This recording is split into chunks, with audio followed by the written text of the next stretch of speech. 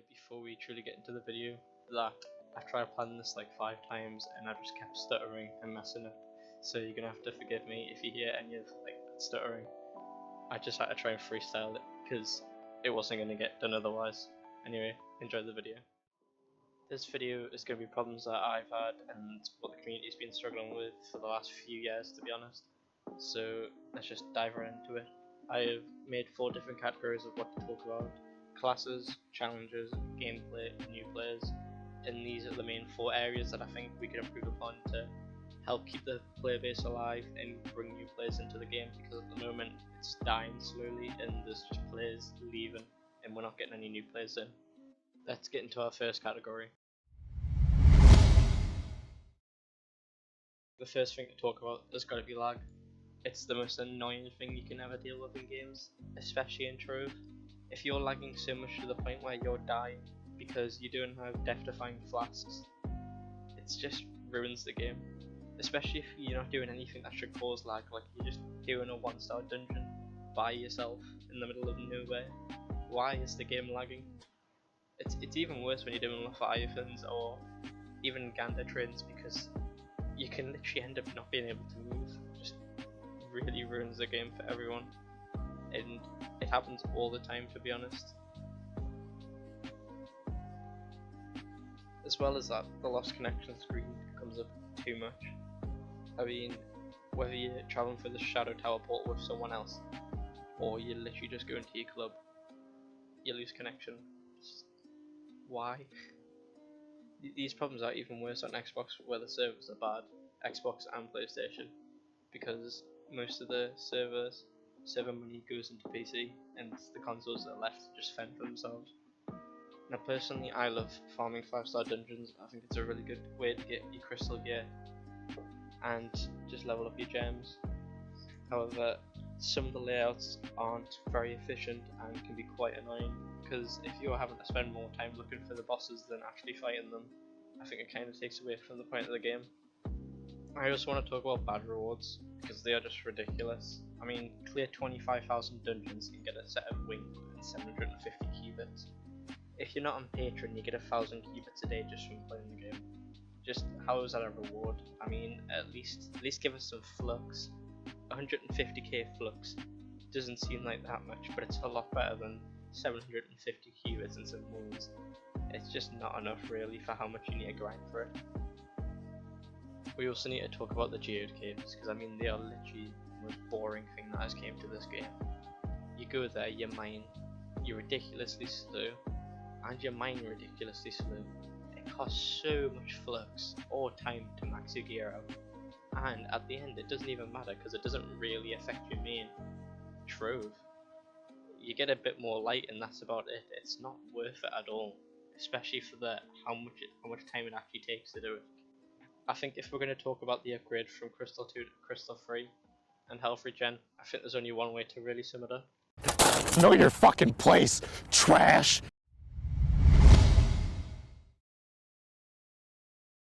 Now I think challenges could actually have a really good rework to help actually make them better for the community. For example, the collection challenge, I feel like it's a bit too easy, and in the clip I'm showing you now, I'm literally just running in a straight line and I basically complete the challenge. I'm 1 coin off. All I do is run forward and press B for most of the time. It's too easy. If not too easy, then we need to make some higher tiers. Like why not have a 50 at 125 coins and then a 6 at 150, and they give even bigger rewards like a greater dragon cachet or 10 dragon coins, say, just to make them more interesting and a bit harder, because they're just mindless. You can very easily get tier 4 on every challenge. And then there is completing dungeons in 20 minutes. I mean, I don't know who thought that is equal to the collection challenge. It takes so much longer and it's just more boring, to be honest. Especially if you don't have one of the bonus characters, it can take upwards of 15 minutes, and that's if you find in the areas every time you go search for them. Along with that is the rewards are the same as the collection challenge.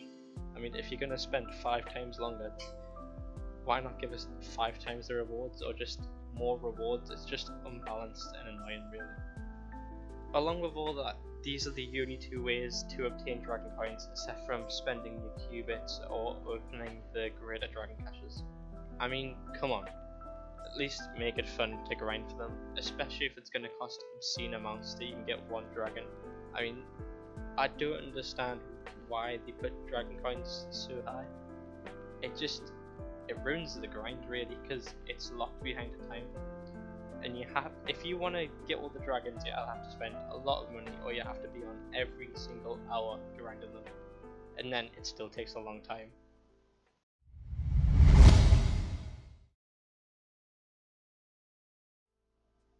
One of the best things about Trove used to be that you could pick up any character and use them pretty effectively. Some were a little bit better than others, but not insane amounts. But now it's gotten to the point where physical damage characters are being completely cut off, especially with this new Delves update. It's completely put a lockdown on nearly every physical character except from the Revenant, because he can heal himself. However, all the other ones are just useless apart from Neon Ninja, and he's only really good for farming now.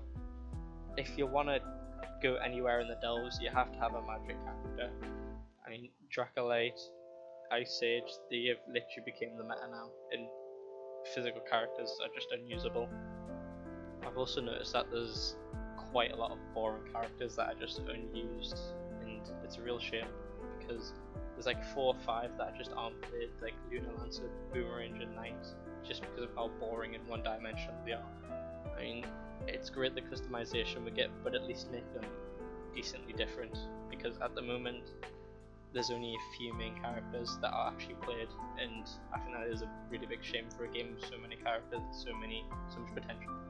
I just want to mention that the Vanguardian is literally going to take at least 30 days to craft, which is ridiculous considering he isn't even like a tier S character. He's decent, but he's not up there. You can't even craft him unless you spend over 30 days on the game. Why? Why would you do this? Even worse than that, I am genuinely sick of the amount of times I've seen sages on me for Leviathan. I don't want to play a specific character just to do a boss, and I don't like the way the game guides you to do that, because if you try and take it on with this character, you will just die. Even when you're standing far away with physical characters, just trying to get your banner, you still take a lot of damage, and you still pop like 5 pops. The game needs to be changed, and it's been like this for a while, yet the physical characters are still being pushed out more and more.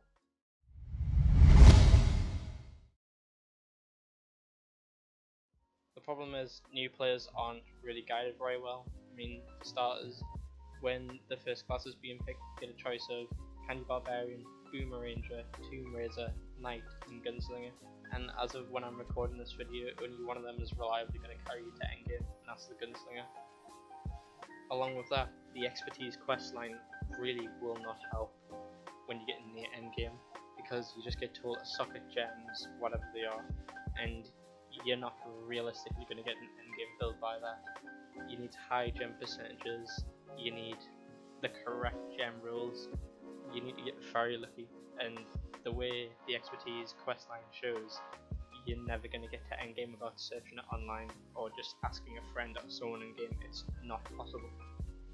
Along with this, I think quite a lot of the quests are vague for new players, like craft a forge, where do you craft a forge, or in the geode, how to get to tier 2. I mean, I even had to search that, and it's just, the game doesn't really help for new players. It could be reworked and made it so it's a very, very good quest line and helps players get to endgame reliably. My last point is going to be about the store, how hard that really is for new players, because you only get 1000 qubits a day if you don't have Patron, which when you start the game you're realistically not going to have it, and you're not going to have invested much into the game. The store can be a very challenging place. And I know when I first started playing Trove, I spent a lot of my qubits on gem booster packs, when all you really need from the shop is Left-Defying flasks.